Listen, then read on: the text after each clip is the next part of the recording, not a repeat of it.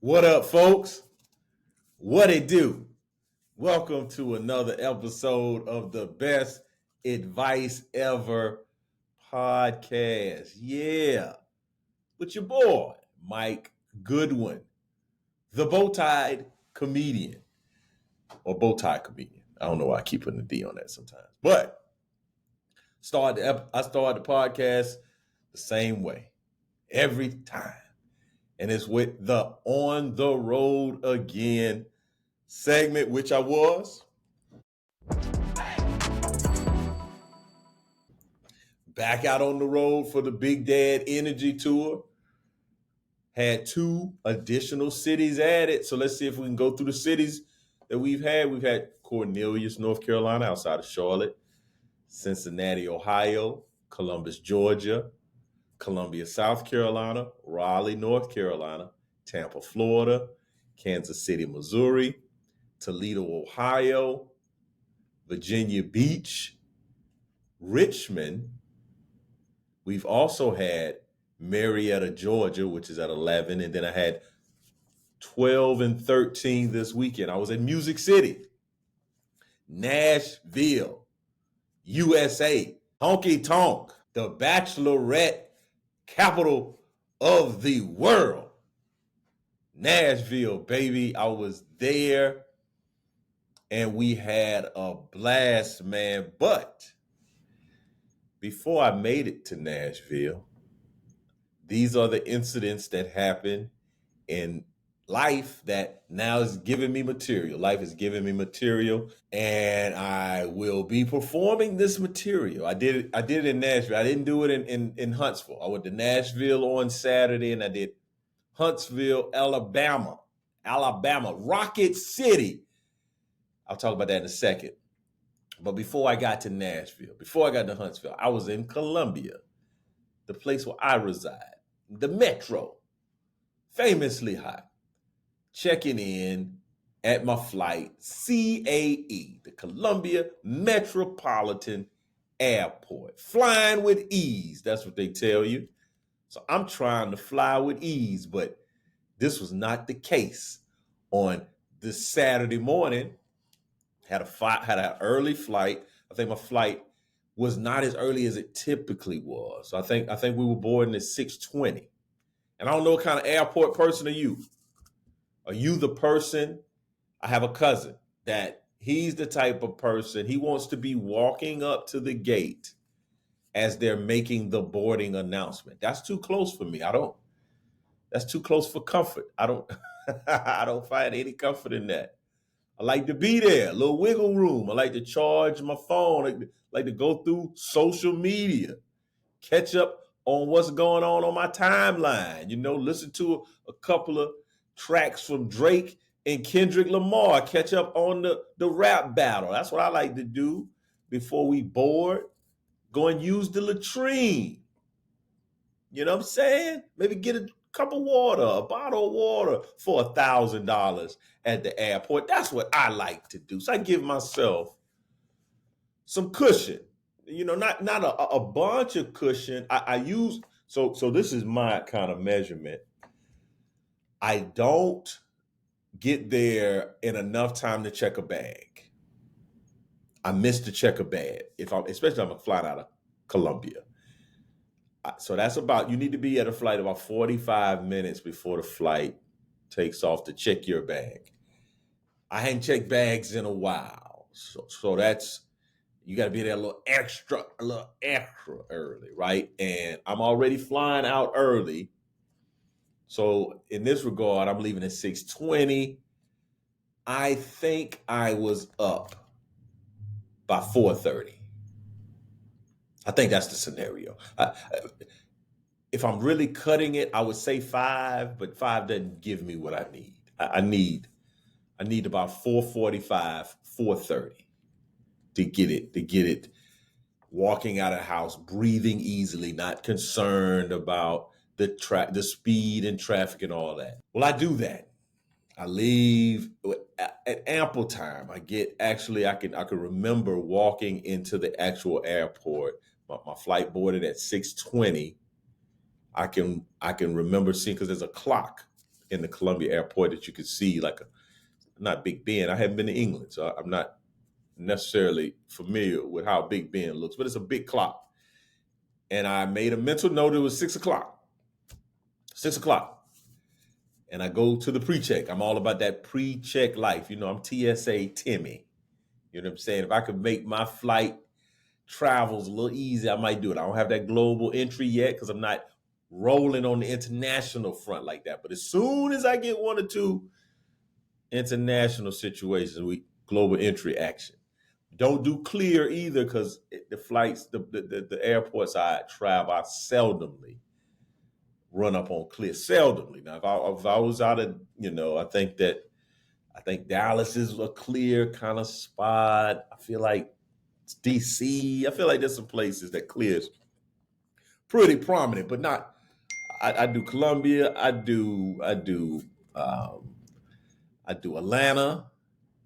I do a lot of Houston. Not a lot of Houston, but Atlanta is typically Columbia to Atlanta, and then wherever else I find myself. Indianapolis, so on, so forth. Well, I walk through the TSA, no issues, but I'm always skeptical. Y'all know me. I lost my ID card a few weeks back. So I got my mind on I got my head on a swivel. So I go into the TSA pre-check lane. It's me and it's a woman in front of me. Older black woman, very unassuming. Matter of fact, I'm paying attention to her shoes because she has some really neat looking sneakers. They look very low. They look very lightweight, aerodynamic. So I was really admiring her shoes. She puts her stuff on the little tray. I know the deal. I'm taking stuff out of my pocket. I'm taking off my jacket. I know the deal. I'm moving with a sense of urgency and purpose. I put my bags on the conveyor belt. TSA agent looked real nervous. Looks like it's an issue, like something ain't right. Something just ain't right. My old school R&B folks know who that is. Something right. My man looking at the screen, he looking at the bag, he looking around. He hit us with the code that got another TSA agent moving, like the leader of the TSA group. So she comes over, they pointing, looking. So then she comes to the back. The woman is in front of me. I'm kind of standing back because my bags are after her bag. So I don't need to be crowding space. I give people space, right? The lady motions both of us over to her. She has a cell phone. I don't know what she was pointing at, but she says basically, like, I guess she's showing us the image. She says one of the bags has a firearm in it. Oh my goodness. My immediate thought is somebody put a gun in my bag, man. They trying to take a brother down. I did. I'm not being facetious. I for a moment thought somebody planted a gun. And I clearly do not have a gun in my bag. But for a brief moment, I was like, that's my gun. That's my gun. But I can't tell the whole story. I'll tell the story. I'm creating intrigue. I'm gonna come back and tell the rest of the story later. That's a good point. I'm gonna make this point. I'm trying to make this podcast, but I gave you the whole story. I'm over on my time, and I give you nothing to look forward to. So we're gonna do part 2 of the story on the road. When I was on the road, I did Nashville, had a great turnout, did a 4:00 show. But I also did a show that evening, which I will talk about probably in the mind of Mike. No, I'll probably talk about it in the best advice ever. I think that's a good place to talk about it. A comedy show called the Don't Tell Comedy Show, and I'll elaborate on that. So I did Don't Tell Nashville that night, and then I did Huntsville, Huntsville, Alabama, man. Huntsville, I don't know if y'all been paying attention, but Huntsville consistently is being included on those best city surveys, or when they talk about greatest American cities or best cities. Huntsville slides in there quite a bit, and I can see why. I can see why there's a lot of good stuff going on in Huntsville. I know people sleep on it. I had mixed reviews when I was telling people I was on my way to Huntsville, but they were like, Huntsville, Alabama. People feel a way about Alabama. I don't know if y'all notice Alabama. If you're not in Alabama, people feel a way about you outside. I don't know what y'all didn't. Well, I do know what y'all done to people. But from my experience, when I travel to Alabama, folks give me a kind of a weird reaction. And as a matter of fact, when I go to the airport, there's this guy that's been this TSA agent he's been typically there when I go, and he always asks me the same question. He says, "Are you going somewhere good?" Now, I'm always going somewhere good because they are paying me to come. So I could be going to the most remote location, and it's good to me. And I'm not gonna call anybody's city and offend people because I'm trying to be funny. But if there's a city out there that people would deem to not be a good place to be going, if you fly me there to tell some jokes, hey, that's a good place to go. But I tell my man, I'm going to Nashville, and Nashville perks them up. Ha! Oh, Nashville, great city. Love Nashville. Da-da. But you say Huntsville, they weren't getting the same reaction. Wasn't getting the same reaction. But had a great time, man. Thank you to all the folks that have come out. And man, I'm telling you that the Nashville show, I was surprised. I was very, very surprised. Great turnout relative to what I'm doing. I'm selling these tickets for the first time, and that both shows were great folks. Because again, people don't have to come. People don't have to buy tickets, and they are consistently doing it, and I'm grateful. However, I'm also grateful to be doing this podcast, and I'm going to share with you the name of the podcast. What are we here to do?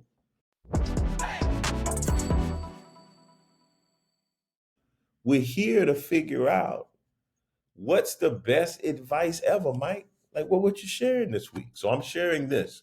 In fact, I told this to my daughter yesterday. We in some tough parent-children scenario. Like, we got some tough decisions to make. And it's been very interesting. But I told my daughter this, and this is what I'll tell you for the best advice ever. And it's to don't expect for life to be easier. You need to get better. And this idea comes from a quote from a speaker that I'm a big fan of, a man by the name of Jim Rohn.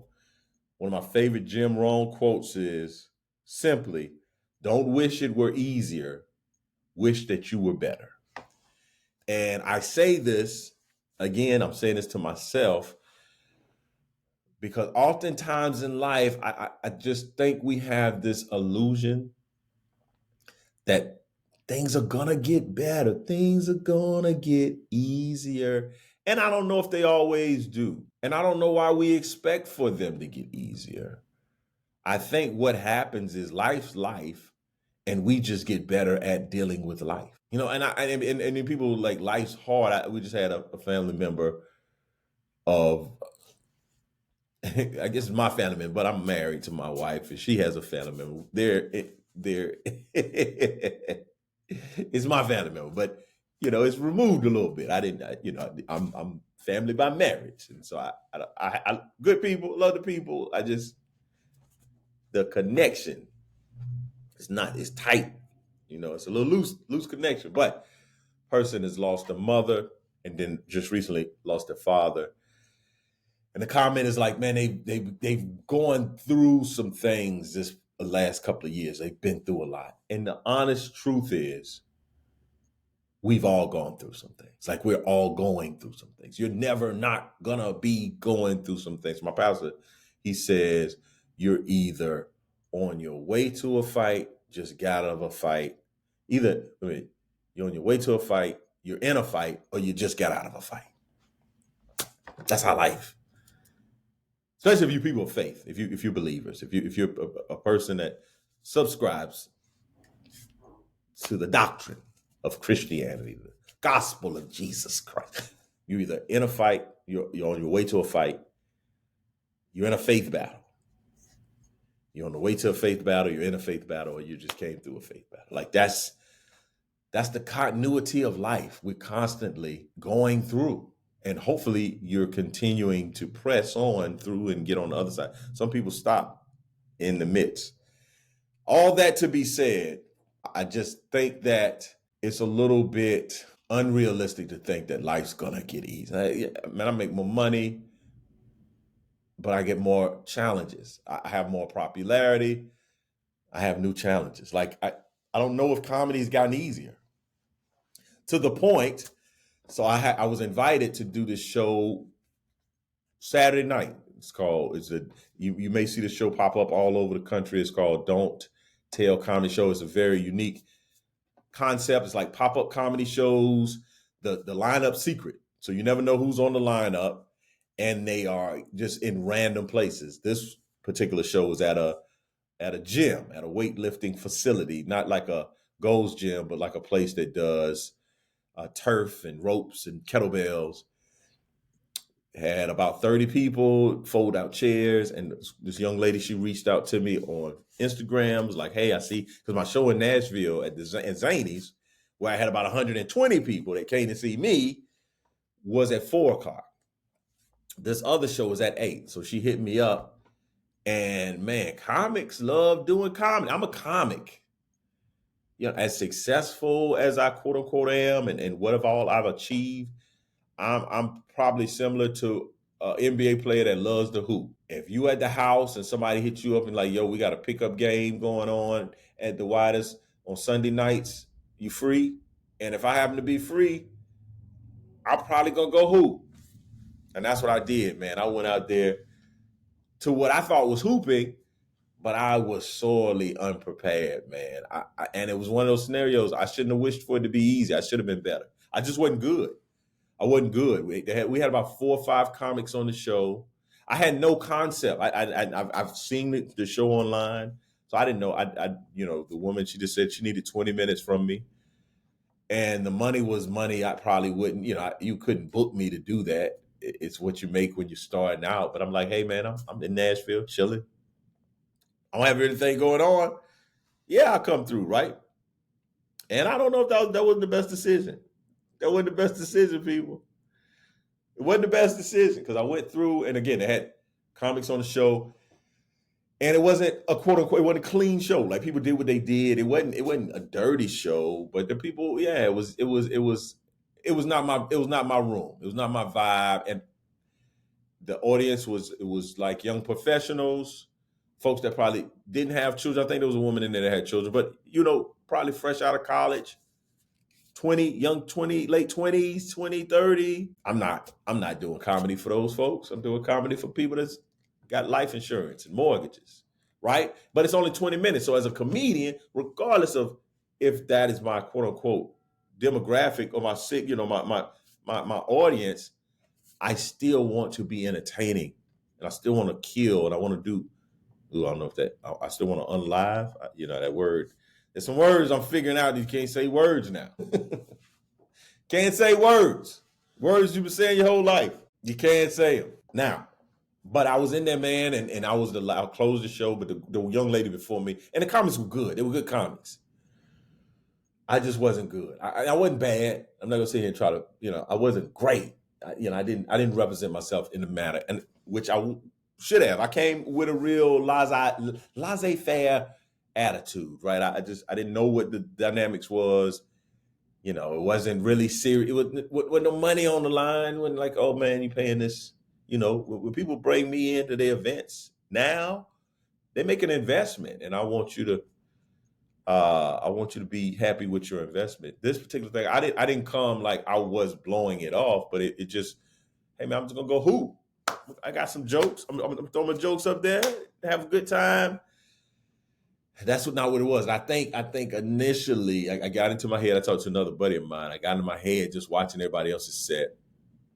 And again, it was adult language, but it wasn't vulgar. It wasn't just, oh my God, he used so much dirty. It wasn't dirty. It wasn't like, oh, it's such a dirty show.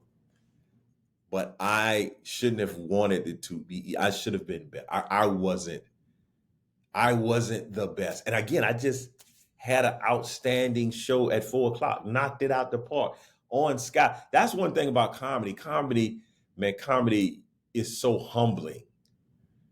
It's such a humbling endeavor. Comedy, man, jeez. I think it's like with anything.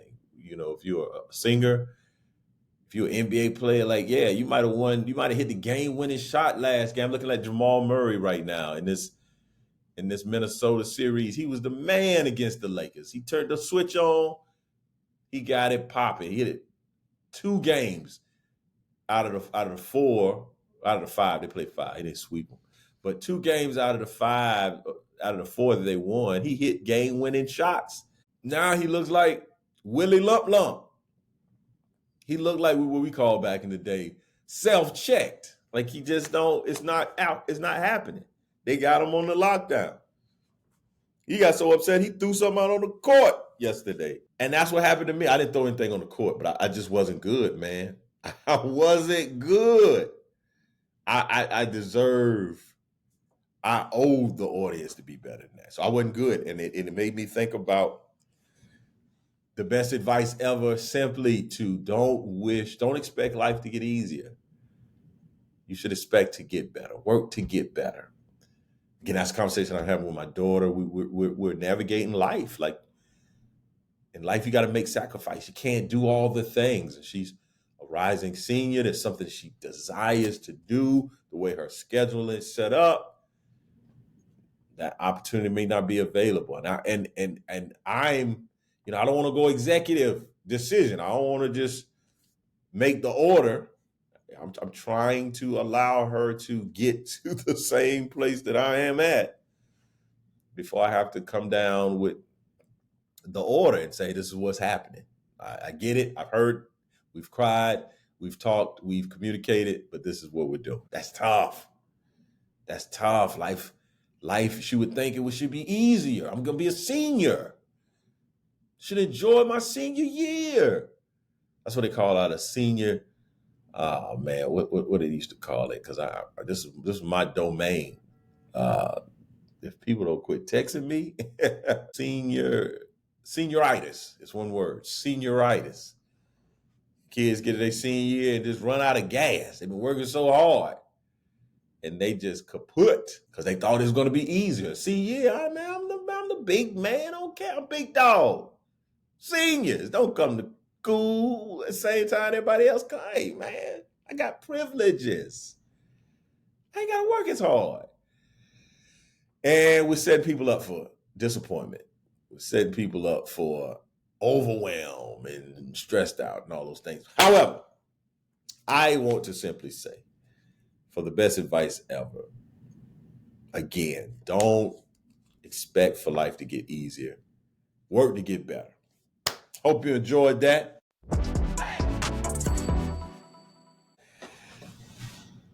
As I transition to the mind of Mike, and I kind of talked about it. My daughter went to the prom.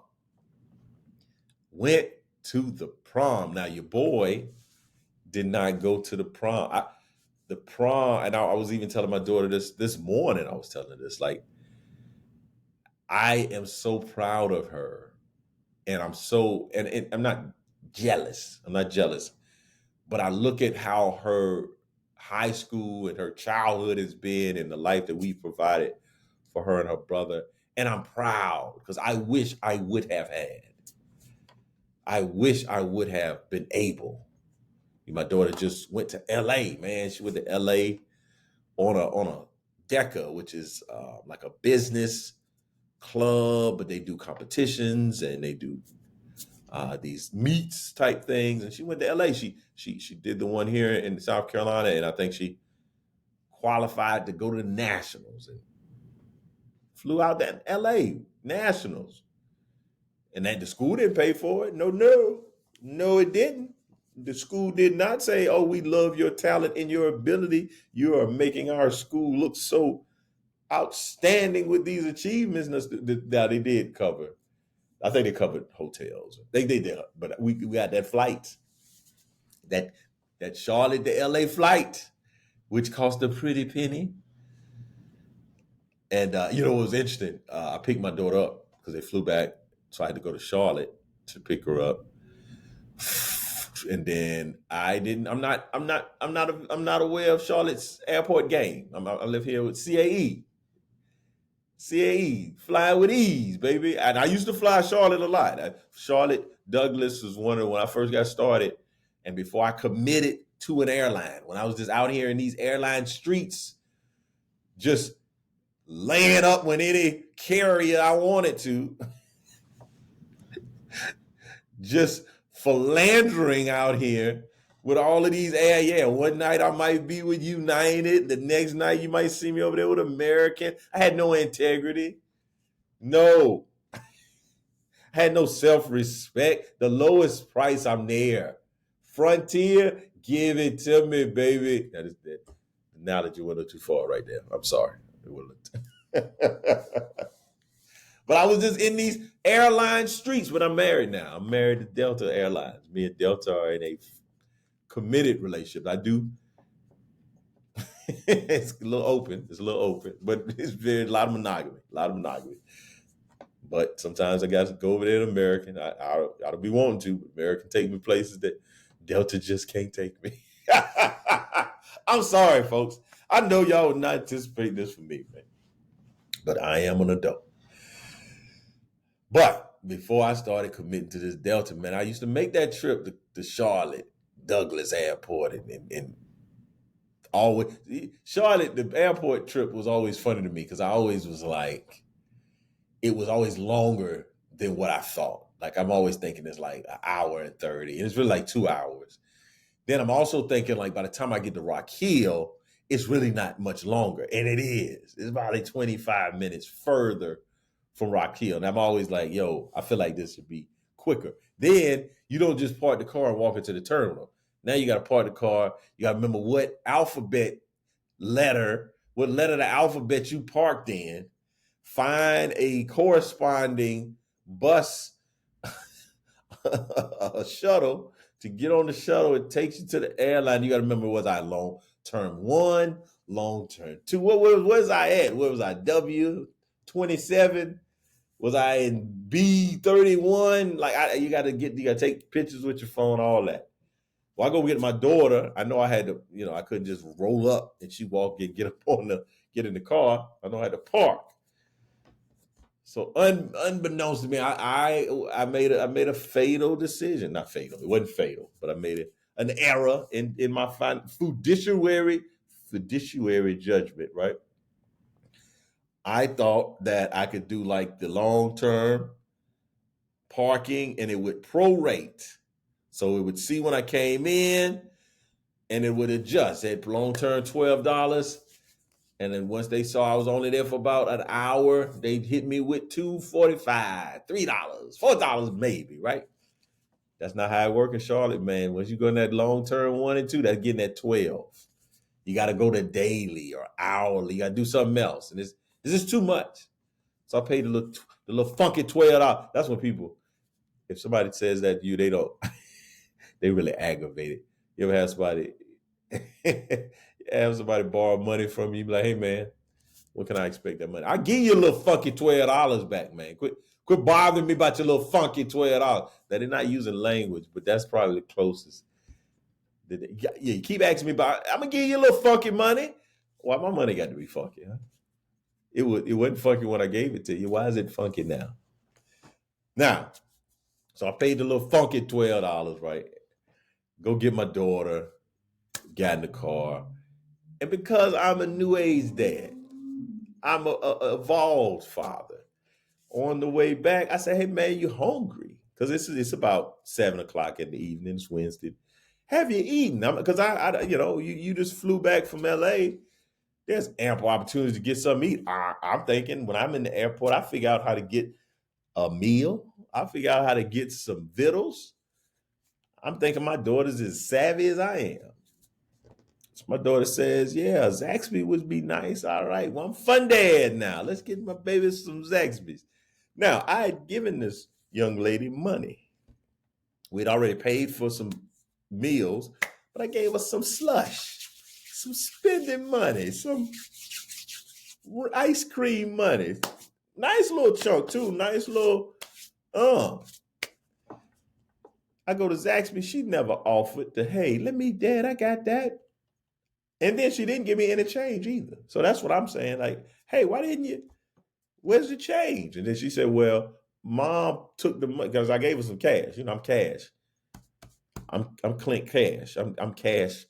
Cash material. I'm Scrooge McDuck. I'm around here swimming in coins. I have cash. No, I'm just kidding. If I don't know who listens to this podcast, man. People be trying to come get stuff from you that don't belong to them. But apparently, her mother went and took the cash, put it in the account. She got the little card. So when I asked for change, I said, hey, man, I know you spent up all that bread out there in sunny California. She said, well, Mom, put on. I said, well, why you ain't bring that little card out when I took you to Zaxby's? Huh? Why didn't it do that? What you're not going to do is not give your daddy some change. Hey, man, if you are a daughter and your father give you some, bring back $10. He don't even care. Just give him a little bit. Like, just give me $5, man. Give me some. I know you ain't gonna give me all the change. Give me some of the change, man. Help me, because when little young Mike Goodwin, I had to give back all the change. I'm talking about pennies. I used to ball the change up in the receipt and just give it. Just here you go. I can't keep none of the change. I couldn't keep a nickel for myself. I don't know how much change my daughter kept, and then didn't offer to pay for that Zaxby's. But that's the day in life we live in, man. Thank y'all so much for tuning in. Also, another what you're not gonna do. What you're not gonna do is forget Mother's Day. Mother's Day coming. I don't know if I need to do a Mother's Day podcast because mothers are very interesting. Got a very interesting conversation around mothers. I got a bit that I do on stage about how everybody love their mom. But what about people that got bad relationships with their moms? I found a journal of mine when I was a young boy. I wasn't a fan of my mom in this little stretch of time. I need to really evaluate. I was supposed to bring this up to my therapist. I need to bring this up. I don't know what me and my mama were at wits' ends when I was a young little lad. But shout out to all the mothers. Mother's Day love. Mwah, mwah, mwah.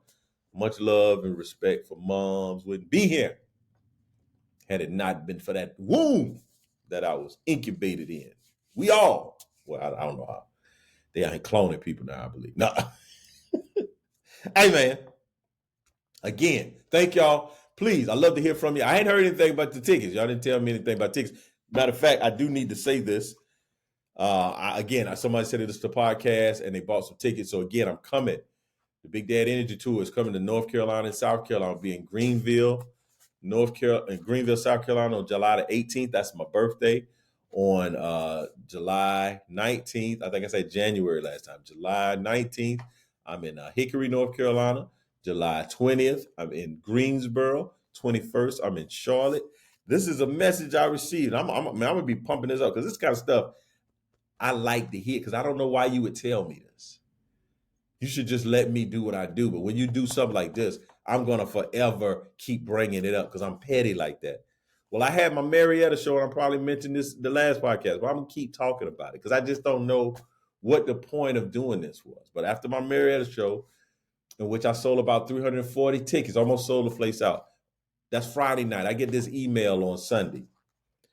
Email from the person that does my booking. It basically says, hey, you need to start promoting the shows in July. This is April that I'm getting this email.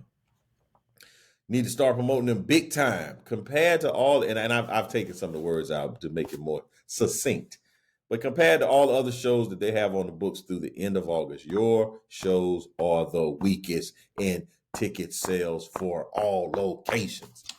That makes me feel away. And in the past, it would have discouraged me, but I'm reinvigorated by reading that because I'm going to have that up. Man, in 2 years, 3 years, or maybe even a year when I'm packing these places out, I'm going to put this email on a slide and put it up and when I talk to young comics, I'm saying, hey, man, I don't know why folks try to knock the wind out your sail. Like, I didn't even get out of the weekend of just the glowing, under the basking in the glow. Yeah, I was having a hard time, remember. Basking in the glow of the Marietta show before I get this email telling me out of all the acts, Out of all the locations, you, Mike Goodwin, are the weakest ticket link. And it's like, hey man, that's probably because I hadn't tried to start selling shows in July yet, because I still had Huntsville and Nashville to take care of it. But this is what I tell you: life is hard, but don't wish for it to be easier. You get better, man. Thank y'all so much for tuning in. If you want to check in with me, you can shoot me an email at info@comedianmikegoodwin.com. I met a woman this weekend in Huntsville. She asked me, did I have a Patreon? I was like, man, I don't have a Patreon, but I don't know how many people would be interested in a Patreon. I have some more exclusive content, because I have some more. I could tell the Patreon folks what happened with the firearm story. That might be, hey man, we might be on to something. But yeah, send me emails, subscribe, like, share the podcast, let people know what I'm out here doing. And please buy tickets to the show, because I refuse to be the weakest link in all the locations of all the acts. Help a brother out. Amen. Thank y'all for tuning in. See me again next week. Same bat channel, same bat place. Y'all could have been anywhere in the world, but you're here with me. And you know what? I appreciate that. I'll see you next time. Peace.